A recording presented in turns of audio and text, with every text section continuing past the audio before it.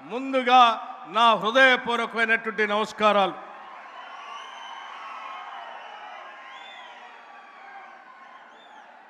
రైతు భరోసా సభని ఖమ్మం జిల్లాలో మధిర శాసనసభ నియోజకవర్గంలో ఇక్కడ ఏర్పాటు చేద్దామని చెప్పి మిత్రులు మంత్రివర్గ సహచరులు చెప్పినప్పుడు ఇక్కడికి వచ్చి రైతులతో మాట్లాడితే ఇక్కడ ఉన్నటువంటి రైతులందరూ కలిసి ఒక మాట చెప్పారు. ఇది రైతు భరోసా సభ కాదు, మా అందరి గురించి ఆలోచన చేస్తున్నటువంటి ప్రజాప్రభుత్వాన్ని, ఈ రాష్ట్ర ముఖ్యమంత్రిని, యావత్ క్యాబినెట్ సభ్యులందరినీ కూడా రైతులుగా మేము ఆశీర్వదించడానికి సిద్ధంగా ఉన్నాం. ఈ సభకి రైతు ఆశీర్వాద సభ పెట్టండి అని చెప్పి ఇక్కడ ఉన్నటువంటి రైతాంగ సోదరులు అడిగిన మీదటే ఈ సభకి రైతు ఆశీర్వాద సభ అని పెట్టడం జరిగింది. ఇటువంటి రైతు ఆశీర్వాద సభకి రాష్ట్ర ముఖ్యమంత్రి వర్యుల్ని, సహచర మంత్రివర్గ సభ్యులందరినీ కూడా, శాసనసభ్యుల్ని కూడా మధిర శాసనసభ నియోజకవర్గంలో ఈ కార్యక్రమం ఏర్పాటు చేసుకుంటున్నాం. రావాల్సిందిగా ఆహ్వానించిన మీదట వారందరూ కూడా ఎంతో మనందరి మీద ప్రేమతో ఇక్కడికి వచ్చినందుకు మీ అందరి తరఫున పేరు పేరున మంత్రివర్గ సహచర సభ్యులు అందరికీ, శాసన సభ్యులకి, మీ అందరి తరఫున వారికి నేను కృతజ్ఞతలు తెలియజేస్తా ఉన్నాను. అట్లాగే వారందరూ వచ్చినందుకు గౌరవ ముఖ్యమంత్రి గారిని, మంత్రుల్ని అత్యంత ఆదరాభిమానాలతో, గుండెల నిండా ప్రేమతో స్వాగతం పలికిన మీ అందరికి కూడా మరొక్కసారి నా హృదయపూర్వకమైనటువంటి ధన్యవాదాలు తెలియజేస్తా ఉన్నాను. మిత్రులారా, స్నేహితులారా, రైతాంగ కుటుంబ సభ్యులారా,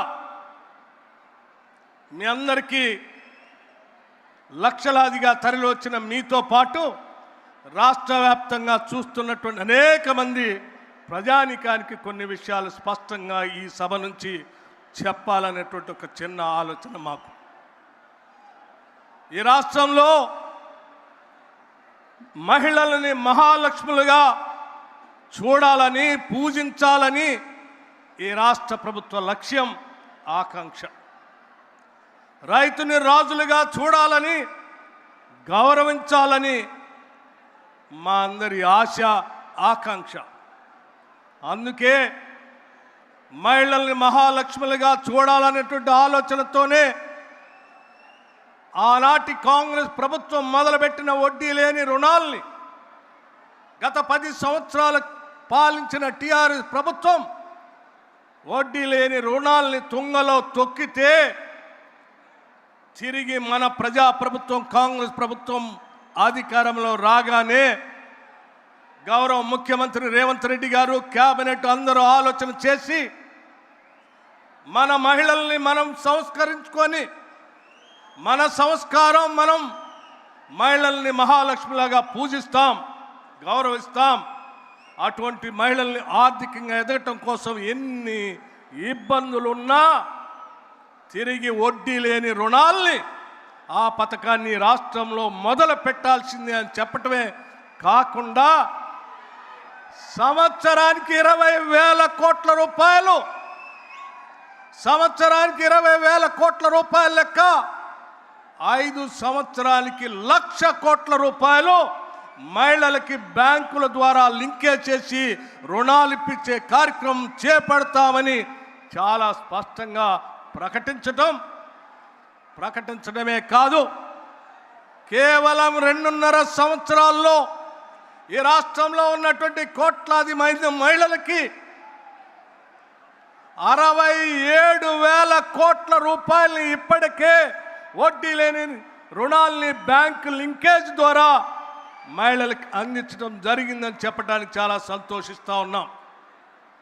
అంతేకాదు, వడ్డీ లేని రుణాల పరిమితిని 5 లక్షల నుంచి 10 లక్షలకి పెంచాం. రాష్ట్ర వ్యాప్తంగా మహిళలందరూ కూడా ఉచితంగా బస్సులో ప్రయాణం చేసేటువంటి ఒక మహాలక్ష్మి ఆర్టీసీ బస్సు ఉచిత ప్రయాణాన్ని కూడా పెద్ద ఎత్తున ఏర్పాటు చేశాం. రాష్ట్రంలో ఉన్నటువంటి మహిళలు కోటీశ్వరులుగా మారటానికి వ్యవస్థలో అందుబాటులో ఉన్న ప్రతి అవకాశాన్ని కూడా వ్యాపారవేత్తలుగా మార్చడానికి రాష్ట్ర ప్రభుత్వం మహిళలకి అన్ని వేళలా అందుబాటులోకి వచ్చేటట్టుగా చేసే కార్యక్రమం మీ అందరికీ తెలిసిందే. అందులో భాగంగా పవర్ ప్రాజెక్ట్స్ కావచ్చు, పెట్రోల్ పంప్స్ కావచ్చు, క్యాంటీన్స్ కావచ్చు, ఆర్టీసీ బస్సులు కొనుగోలు విషయం కావచ్చు, ఇవన్నీ కూడా రాష్ట్ర వ్యాప్తంగా ఉన్నటువంటి మహిళల అభివృద్ధి కోసం, ఆర్థికంగా ఎదగటం కోసం ఈ రాష్ట్ర ప్రభుత్వం మహిళలని మహాలక్ష్ములుగా చూడాలని ఆకాంక్షతో చేస్తున్నటువంటి కార్యక్రమం. అందుకే రాష్ట్ర వ్యాప్తంగా ఉన్న మహిళలందరినీ మీరందరూ ఎదగాలి, కోటీశ్వరులుగా మారాలి అనేదే మా ప్రభుత్వ లక్ష్యం, ఆశ, ఆకాంక్ష కూడా. అలాగే వ్యవసాయ రంగం విషయానికి వస్తే వ్యవసాయం వృత్తి కాదు, వ్యవసాయం అది మన సంస్కృతి, మన జీవన విధానం. వ్యవసాయం మీద రాష్ట్ర ప్రభుత్వం ఇచ్చేటువంటి సంక్షేమ కార్యక్రమాల పేరు మీద ఇచ్చే నిధులు ఉచితాలు కాదు. అది రాష్ట్రానికి వచ్చేటువంటి స్థూల ఉత్పత్తి ఆదాయానికి కావలసిన పెట్టుబడులుగా రైతాంగ సోదరులకి రాష్ట్ర ప్రభుత్వం రైతు భరోసా పేరు మీద పెద్ద ఎత్తున నిధులు ఇస్తూ ముందుకు పోతా ఉన్నాం. ఇది మామూలు విషయం కాదు. ఒక్కసారి ఆలోచన చేయండి మిత్రులారా. గత టీఆర్ఎస్ ప్రభుత్వం రైతు బంధు పేరు మీద కేవలం 5,000 రూపాయల ఎకరానికి ఇవ్వాలని ఆలోచన చేస్తే కూడా వాళ్ళు ఆ రైతు బంధు ఇచ్చే కార్యక్రమం 145 రోజుల నుంచి 169 రోజులు ఇచ్చేవాళ్ళు. కానీ మన ప్రభుత్వం ఈ ముఖ్యమంత్రి రేవంత్ రెడ్డి గారు, వ్యవసాయ శాఖ మంత్రి తుమ్మల నాగేశ్వరరావు గారు, మన కేబినెట్ శాసన మంత్రులందరూ కలిసి ఒకటే మాట చెప్పారు. ఏది ఏమైనా రైతాంగ సోదరులకి మనం రైతు భరోసా 9 రోజుల్లో 9,000 కోట్ల రూపాయల్ని వారు అకౌంట్లో వేసి తీరాల్సింది అని చెప్పి, ఆ రకంగా గత వానాకాలంలో కూడా కేవలం 9 రోజుల్లో 9,000 కోట్ల రూపాయల్ని మీ అకౌంట్లో వేసాం. ఈరోజు కూడా 30వ తారీఖు నాడు మొదలుపెట్టినటువంటి రైతు భరోసా కార్యక్రమం 9,000 కోట్ల రూపాయలకు సంబంధించిన అంశం మీ అందరి సమక్షంలో ఇదే ప్రాంగణంలో 30వ తారీఖు నాడు ఇదే ముఖ్యమంత్రి గారి చేతుల మీద ఇక్కడ నుంచే ప్రారంభోత్సవం చేయాలనేటువంటి ఆలోచన ఆ రోజు చేశాం.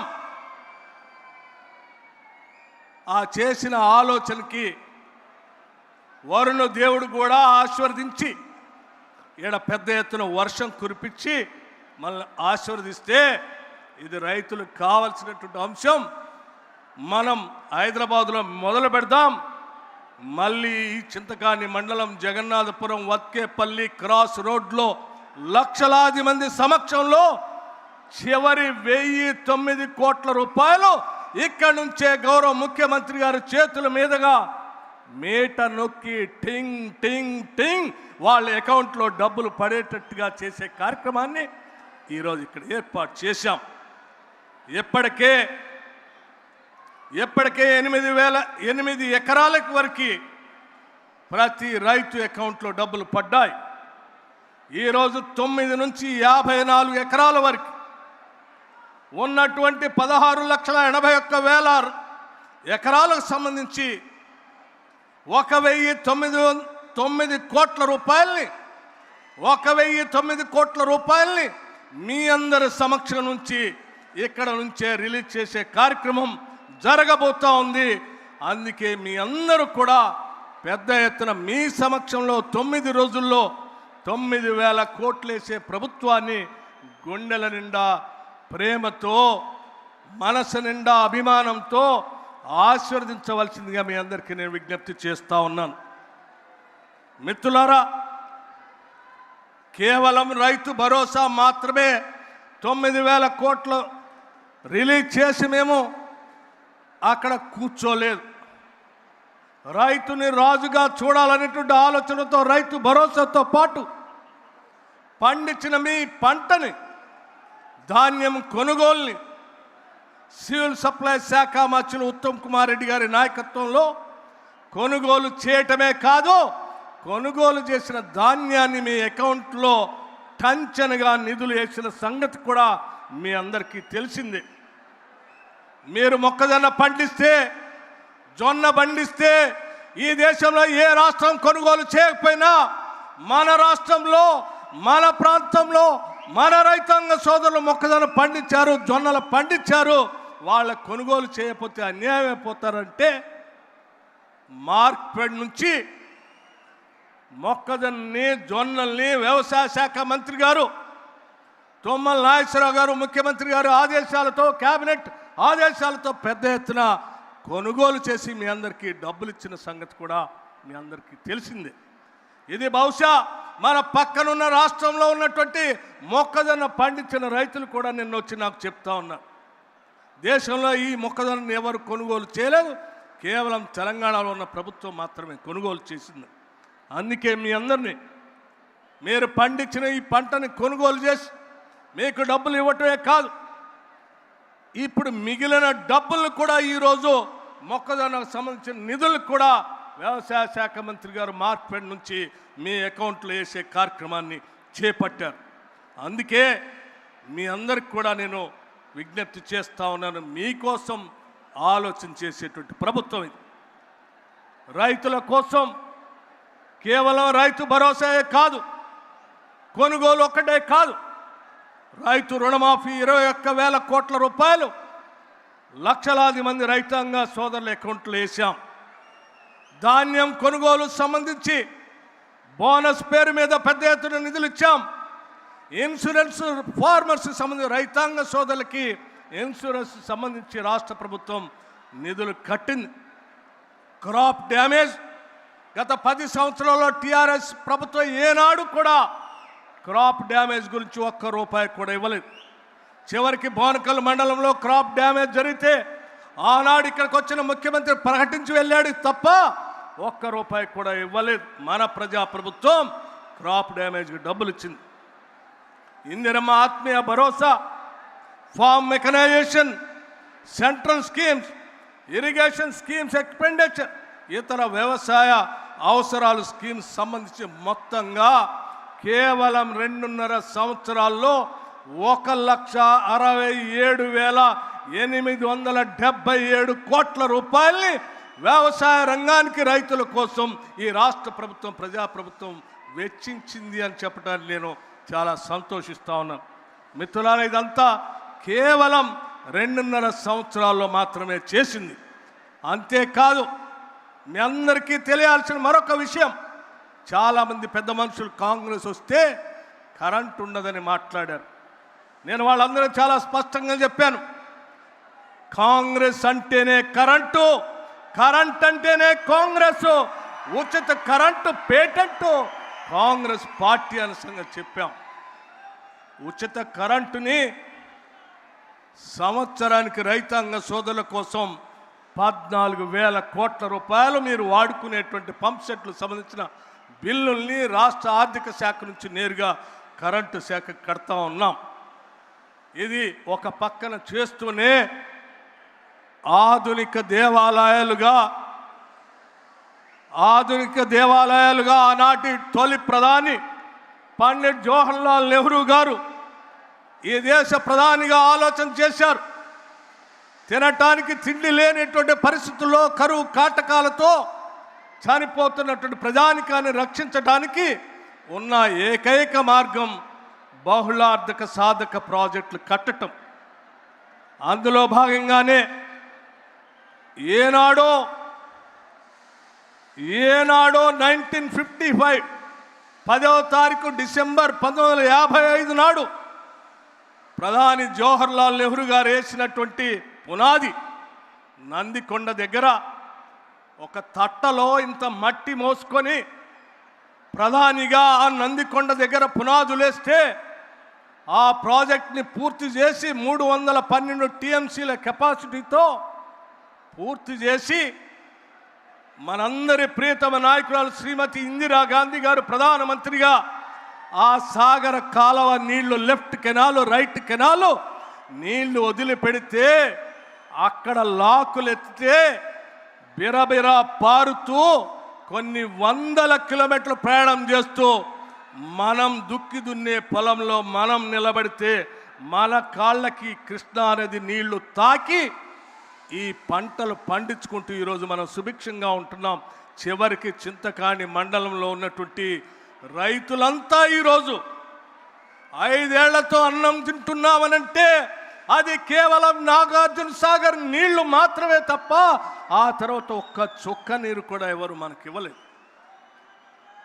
అందుకే వీటిని ఆధునిక దేవాలయాలని చెప్పి 1967లో దీన్ని ప్రారంభం చేస్తే ఒక్కసారి ఆలోచన చేయండి.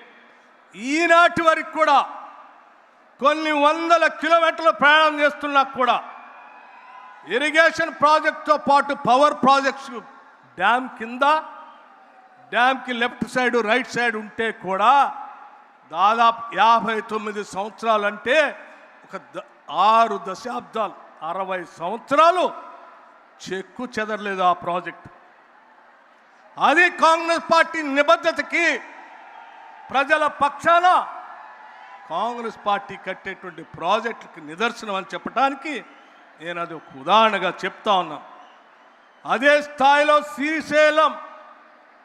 శ్రీశైలం బహుళార్థక ప్రాజెక్ట్ 1982లో ఇందిరాగాంధీ గారు నెహ్రూ గారు ఫౌండేషన్ వేస్తే 82లో మొదలుపెట్టిన ప్రాజెక్ట్ ఒక పవర్ ప్రాజెక్ట్తో పాటు ఇరిగేషన్ ఇస్తూ 308 టీఎంసీల కెపాసిటీతో ఈనాటి వరకు కూడా చెక్కు చెదరలేదు. అక్కడున్న స్టోరేజ్ నీళ్లతోనే ఈరోజు కూడా నాగార్జున సాగర్కి నీళ్ళు వస్తున్నాయి, అక్కడ నుంచి మన పొలాలకు నీళ్ళు వస్తూ ఉన్నాయి. అలాగే జోరాల ప్రాజెక్ట్ 1981లో మొదలుపెట్టిన కట్టినటువంటి ప్రాజెక్ట్ ఈనాటికి కూడా చెక్కు చెదరలేదు. రైట్ కెనాల్ లెఫ్ట్ కెనాల్ ద్వారా మల్టీపర్పస్ డ్యామ్గా అది పనిచేస్తూనే ఉంది. అది కృష్ణా నది పైన చివరికి పులిచింతల ప్రాజెక్టులు కూడా ఆనాటి కాంగ్రెస్ ప్రభుత్వాలు కట్టాయి. మిత్రులారా, గోదావరి నది పైన ఎస్ఆర్ఎస్పి శ్రీరామ్ సాగర్ ప్రాజెక్ట్ 112 టీఎంసీల కెపాసిటీతో 1977లో 10 లక్షల ఎకరాలకి సాగునీరు అందించేటట్టుగా 4 కాలువలతో కాకతీయ సరస్వతి లక్ష్మి ఫ్లడ్ కెనాల్తో కడితే ఈనాటికి కూడా ఆ ప్రాజెక్టు చెక్కు చెదరలేదు. ఈనాటికి కూడా కాకతీయ కెనాల్ ద్వారా మన ఖమ్మం జిల్లాలో ఉన్నటువంటి తిరుమలాయపాలానికి కూడా నీళ్ళు వస్తూ ఉన్నాయి. దీని కెపాసిటీ 212 టీఎంసీలుగా ఉంది. అట్లాగే శ్రీపాద ఎల్లంపల్లి ఆనాటి కాంగ్రెస్ ముఖ్యమంత్రి డాక్టర్ వైఎస్ రాజశేఖర రెడ్డి గారు 2004లో ఆ ప్రాజెక్టును మొదలుపెట్టి పూర్తి చేసి మనకు అందిస్తే ఈనాటికి కూడా అది చెక్కు చెదరలేదు. ఇప్పటికి కూడా అద్భుతంగా కొనసాగుతూనే ఉన్నాయి. కానీ ఇన్ని వందల టీఎంసీల కెపాసిటీతో కొన్ని దశాబ్దాల క్రితం కట్టినటువంటి ప్రాజెక్టులు కూడా చెక్కు చెదరకుండా నీళ్లు అందిస్తూ ఉంటే ఈ రాష్ట్ర వనరులు సంపద తెలంగాణ రాష్ట్రానికి చెందాలనేటువంటి ఆలోచనతో ఇక్కడ ఉన్నటువంటి ప్రజల ఆత్మహత్యలు చేసుకుంటా ఉంటే మన అధినాయకురాలు సోనియా గాంధీ గారు ఆలోచన చేసి తెలంగాణ రాష్ట్రం ఇస్తే ఈ సొమ్మంతా మనకే చెందాలని ఆలోచన చేసి ప్రత్యేక రాష్ట్రం వస్తే బాగుపడతాం అనుకుంటే ఆ మాయమాటలు చెప్పి అధికారంలోకి వచ్చిన టీఆర్ఎస్ పార్టీ కాళేశ్వరం కట్టక ఒక ప్రాజెక్ట్ కట్టిందయ్యా. కాళేశ్వరం ప్రాజెక్ట్ ఏమైందయ్యా? కాళేశ్వరం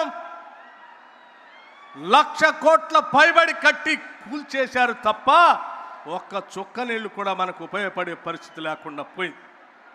డాక్టర్ బాబాసాహెబ్ అంబేద్కర్ పేరు మీద ఆనాటి కాంగ్రెస్ ప్రభుత్వం మొదలుపెట్టినటువంటి ప్రాజెక్టు 38,000 కోట్లతో మొదలు పెడితే 11,000 కోట్ల రూపాయలు పూర్తి చేస్తే కేవలం మిగిలి ఉన్నటువంటి 27,000 కోట్లతో కంప్లీట్ చేస్తే 16.5 లక్షల ఎకరాలకి నీళ్లు, 7 జిల్లాలకి మంచినీళ్లు, హైదరాబాద్ ఇండస్ట్రీకి నీళ్ళు ఇచ్చేటువంటి ప్రాజెక్ట్ని 27,000తో అయిపోయేటువంటి 27,000 కోట్లతో అయిపోయేటువంటి ప్రాజెక్ట్ని కాళేశ్వరం పేరు మీద నిన్న ముఖ్యమంత్రి గారు రేవంత్ రెడ్డి గారు, ఉత్తమ్ కుమార్ రెడ్డి గారు ప్రజెంటేషన్ ఇచ్చినప్పుడు చూసాం. ఆ ప్రాజెక్టు 1,40,000 కోట్లకు పెరిగింది.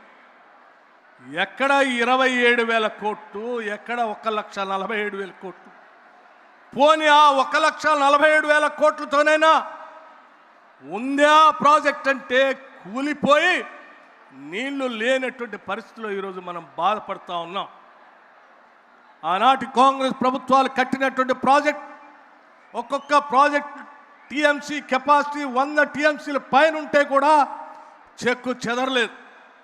కానీ మేడిగడ్డ, అన్నారం, సుందిళ్ళ, మేడిగడ్డ వచ్చి కేవలం 5 టీఎంసీలు, అన్నారం వచ్చి 10 టీఎంసీలు, లేకపోతే సుందిళ్ళు వచ్చి ఒక 8 టీఎంసీల కెపాసిటీలో ఉన్న ఈ ప్రాజెక్టులే కేవలం 10 టీఎంసీ లోపులోనే నీళ్లు మోయలేకుండా కొట్టుకొని పోయే పరిస్థితి వస్తే ఎంత దుర్వినియోగం చేశారో నిధులు ఒక్కసారి ఆలోచన చేయాల్సిందిగా యావత్ రాష్ట్ర రైతాంగ సోదరులందరికీ తెలియజెప్పడం కోసమే నేను ఈ లెక్కలు చెప్పానని మీ అందరికీ నేను సవినయంగా మనవి చేస్తూ ఉన్నాను. మిత్రులారా, ఆలోచన చేయండి. ఇంకా తగుదనమ్మా అని చెప్పి ఒక పెద్ద మనిషి హరీష్ రావు గారు బయలుదేరి అబద్ధాలన్నీ పోగేసి అవినీతి సొమ్ముతో పోగేసుకున్న సోషల్ మీడియాలో, లేకపోతే వాళ్ళు పెట్టుకున్నటువంటి నమస్తే తెలంగాణ పేపర్లో, లేకపోతే టీ న్యూస్లోనో నిన్న మొన్న వారి సోదరు చెప్తా ఉన్నారు. పాయనీర్ అనే ఇంగ్లీష్ పేపరు 188 కోట్లతో కొన్నారట. ఇటువంటి పత్రికల్లో తప్పుడు వార్తలు కాంగ్రెస్ ప్రభుత్వం మీద సృష్టించి ప్రజల్ని తప్పుదో పట్టించి ఇంకా ఏదో చేయాలని తాపత్రయపడుతున్నారు. తస్మాత్ జాగ్రత్త. ఇటువంటి వ్యక్తులు మళ్ళీ గ్రామాల్లోకి వస్తే ఈ రాష్ట్రం సర్వనాశనం అయిపోతుంది. ఎందుకంటే నేను చాలా స్పష్టంగా చెప్పదలుచుకున్నాను. మిత్రులారా, సీతారామ ప్రాజెక్ట్ ఇప్పుడు మన జిల్లాకు సంబంధించిన ప్రాజెక్ట్ తుమ్మల నాగేశ్వరరావు గారు చెప్పారు చాలా స్పష్టంగా. ఈరోజు మన ప్రభుత్వం వచ్చిన తర్వాత మీరు ఆనాడు ప్రాజెక్టు మొదలుపెట్టి గాలికి వదిలేసిపోతే, కాంగ్రెస్ ప్రభుత్వం వచ్చిన తర్వాత రాజీవ్ కెనాల్ అని ప్రత్యేకంగా డిజైన్ చేసి 100 కోట్లు పైబడి నిధులు కేటాయించి ఇవాళ లిఫ్ట్ చేస్తే ఆ నీళ్లు ఎన్ఎస్పి కెనాల్లోకి వచ్చి వైరా చెరువులోకి వచ్చి ఉపయోగపడేటట్టుగా తయారైన తప్ప వాళ్ళలాగా చేసి ఉంటే చాలా నష్టపోయేవాడు. ఇందిరాసాగర్, రాజీవ్ సాగర్ కేవలం 1,400 కోట్లతో అయిపోయేదాన్ని 24,000 కోట్లకు పెంచి అటు కాళేశ్వరం ప్రాజెక్ట్ని, ఇటు సీతారామ ప్రాజెక్ట్ని రాష్ట్ర ప్రజలపైన గోదావరి నదిపైనే దాదాపు 1,50,000 కోట్లు దోపిడీ చేసినటువంటి టీఆర్ఎస్ ప్రభుత్వం ఆనాటి ప్రభుత్వం తిరిగి మళ్ళీ మధ్యకు వచ్చి కట్టుకథలు చెప్పడం కోసం ప్రయత్నం చేస్తున్నారు. జాగ్రత్తగా ఉండాల్సినటువంటి అవసరం ఉందని మీ అందరికీ నేను మనవి చేస్తా ఉన్నాను. మిత్రులారా, ఈరోజు కాంగ్రెస్ పార్టీ అనేక కార్యక్రమాలు చేపట్టింది. మీ అందరికీ నేను చాలా స్పష్టంగా చెప్పదలుచుకున్నటువంటి అంశం, ఆనాడు టీఆర్ఎస్ పార్టీ చేసినటువంటి అరాచకాలు, మిగులు బడ్జెట్, ఆ మిగులు బడ్జెట్తో పాటు 8,21,000 కోట్లు అప్పు చేసి పోతే ఈనాటి ప్రభుత్వం ఆ అప్పుకు సంబంధించి కేవలం 2.5 సంవత్సరాల్లో 2,08,000 కోట్ల అప్పు కట్టి కూడా 2,08,000 కోట్ల అప్పు కట్టి కూడా ప్రతి నెల ఉద్యోగస్తులు జీతాలు ఇచ్చేటువంటి కార్యక్రమం చేపట్టాం. ఆనాడు ఉద్యోగస్తుల కోసం 10,000 కోట్ల రూపాయల బిల్లులు పెండింగ్ పట్టిపోతే ఈనాటి క్యాబినెట్, ముఖ్యమంత్రి రేవంత్ రెడ్డి గారి నాయకత్వంలో ఉన్నటువంటి క్యాబినెట్ ఆలోచన చేసి రాష్ట్రంలో పనిచేస్తున్న ఉద్యోగస్తుల బిల్లులన్నీ కూడా క్లియర్ చేయాలని నెలకి 2,000 లెక్క దాదాపు 6,000 కోట్ల రూపాయల్ని అప్పు కడుతూ కూడా వాళ్ళకి పెండింగ్ బిల్లులు క్లియర్ చేస్తూ మొదటి తారీఖు నాడే జీతాలు ఇచ్చే పరిస్థితుల్లో రాష్ట్ర ప్రభుత్వం పనిచేస్తూ ఉంది. ఈ అప్పు కడుతూనే ప్రతి నెల జీతాలు ఇస్తూనే పెండింగ్ బిల్లులు ఇస్తూనే ఆనాటి టిఆర్ ప్రభుత్వంలో ఉన్నటువంటి షాదీ ముబారక్ బంద్ చేయకుండా, కళ్యాణ్ లక్ష్మి బంద్ చేయకుండా, వాటితో పాటు ఈరోజు కాంగ్రెస్ ప్రభుత్వం రూపాయి పోగేసి అనేక సంక్షేమ కార్యక్రమాలు చేపడుతూ ముందుకు పోతున్నాం. రైతు సంక్షేమంతో పాటు ఇందిరమ్మ ఇళ్ళకి 4,50,000 ఇళ్ళని ఒకటేసారి రాష్ట్ర ప్రభుత్వం శాంక్షన్ చేసింది. ఒక్కొక్క ఇంటికి 5 లక్షల రూపాయల లెక్క ఇస్తూ ఈ దేశ చరిత్రలోనే ఏ రాష్ట్రం కట్టలేనటువంటి ఇళ్ళని ఈరోజు మనం కడతా ఉన్నాం. అట్లాగే 1,06,00,000 కుటుంబాలకి ఓ పక్క అప్పు జీతాలు చేస్తూ కూడా 1,06,00,000 కుటుంబాలకి సన్నబియ్యం అదనంగా ఇస్తూ ఉన్నాం. మనం వచ్చిన తర్వాత 53 లక్షల కుటుంబాలకి ఉచిత కరెంటు, 200 యూనిట్లు ఫ్రీ పవర్ ఇస్తూ ఉన్నాం. వాళ్ళు చేసిన అప్పులు కడుతూనే, అట్లాగే వారు చేసిన అప్పులు కడుతూనే 5 లక్షల నుంచి 10 లక్షల వరకు రాజీవ్ ఆరోగ్యశ్రీ పథకాన్ని పెంచాం. వారు తెచ్చినటువంటి అప్పులకి వడ్డీలు కడుతూనే 5 లక్షల నుంచి 10 లక్షల వరకు వడ్డీ లేని రుణాల పథకాన్ని పెంచాం. వారు చేసిన అప్పులకి వడ్డీలు అసలు కడుతూనే ఉచిత బస్సు మహిళల కోసం ఏర్పాటు చేశాం. వారు తెచ్చిన అప్పుకి అసలు వడ్డీ కడుతూనే అదనంగా కొత్త రేషన్ కార్డుని రాష్ట్ర వ్యాప్తంగా ఇచ్చాం. వారు తెచ్చిన అప్పుకి వడ్డీ అసలు కడుతూనే రాష్ట్ర వ్యాప్తంగా ఉన్నటువంటి విద్యార్థులకి డైట్ ఛార్జెస్ 40% పెంచాం. 200% కాస్మెటిక్ ఛార్జెస్ పెంచాం.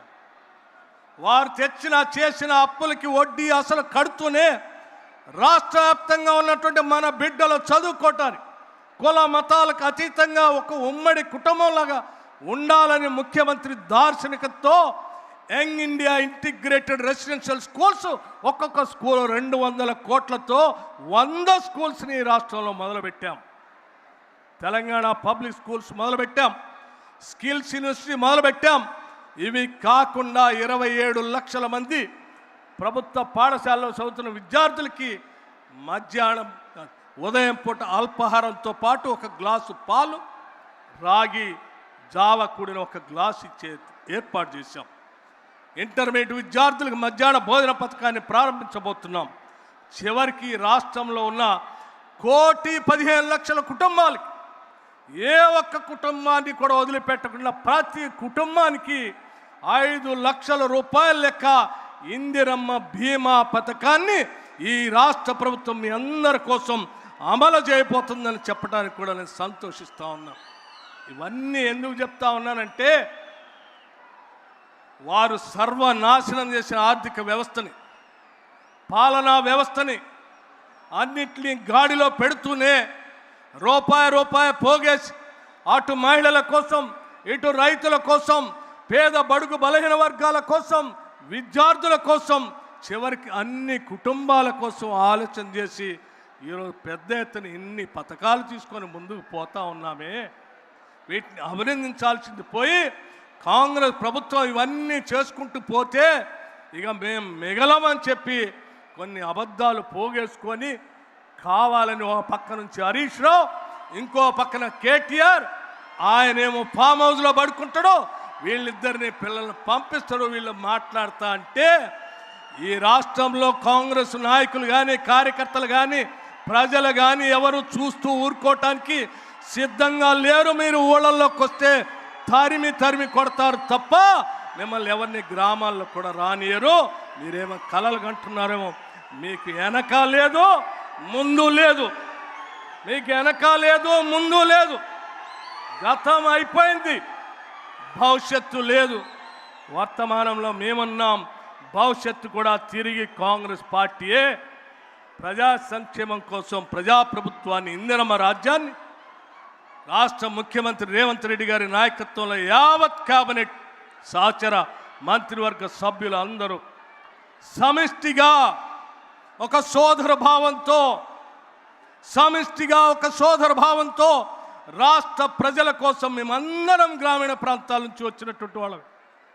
ముఖ్యమంత్రి రేవంత్ రెడ్డి గారు కానీ, లేకపోతే నేను కానీ, తుమ్మల నాగేశ్వరరావు గారు కానీ, ఉత్తమ్ కుమార్ రెడ్డి గారు కానీ, శ్రీధర్ బాబు గారు కానీ, లేకపోతే సభాపతి గారు కానీ, శాసనమండలి చైర్మన్ గారు కానీ, రెవెన్యూ శాఖ మంత్రి గారు కానీ, వాకిట్ శ్రీహరి గారి కానీ, ఇక్కడ ఉన్నటువంటి మంత్రివర్గ సహచరులు అందరూ కూడా గ్రామీణ ప్రాంతాల నుంచి వచ్చినటువంటి వాళ్ళమే. గ్రామాలు బాగుండాలి, వ్యవసాయం బాగుండాలి, రైతు బాగుండాలి, బలహీన వర్గాలు బాగుండాలి, యావత్ తెలంగాణ రాష్ట్రం సుభిక్షంగా ఉండాలి. అదే మా అందరి ఆలోచన. ఈ రాష్ట్రం ప్రపంచంతో పోటీ పడేటట్టుగా ముందుకు తీసుకొని పోవటం కోసం 2047 $3 trillion ఎకానమీతో ప్రపంచంతో పోటీ పడేట్టుగా ఈ రాష్ట్రాన్ని తీసుకొని పోతాం తప్ప గుంట నక్కల్ని మాత్రం, తోడేళ్లు మాత్రం ఈ రాష్ట్రం మీద పడనీయం, దోపిడి గురి కానీయం. మేమందరం మీ ఆస్తుల్ని, మీ వ్యవస్థల్ని, మీ కుటుంబాల్ని మీకు రక్షణగా నిలబడతామని చెప్పి సవినయంగా మనవి చేస్తూ మరొక్కసారి అశేషంగా కదిలి వచ్చిన మీ అందరికీ పేరు పేరున హృదయపూర్వకమైనటువంటి ధన్యవాదాలు తెలియజేస్తూ ముగిస్తా ఉన్నాను. నమస్కారం. జై హింద్, జై తెలంగాణ.